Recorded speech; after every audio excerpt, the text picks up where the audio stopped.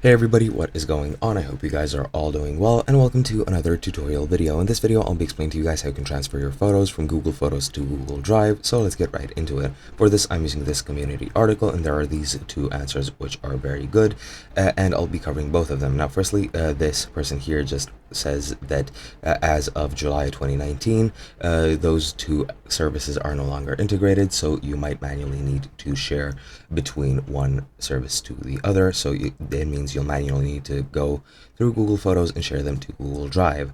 Now, to actually transfer them, and by the way, if you want them to only be on Google Drive, you can share them and then just delete them from Google Photos. Now, to actually do this, you can do this on mobile phones. You won't be able to do this on PC, so you'll need to share those photos, and what you need to do is go into the Google Photos app, select the photos, and then tap the share box, which is the box with the arrow pointing up, and then you'll need to find the option which says share to and tap that. Then once you're there, you need to scroll through the options and see Drive, and find it. And once you find Drive, you just choose that as the share option, and then you just select Drive and choose which folder it gets moved to, and all your photos which you have selected will be shared and moved to your Drive.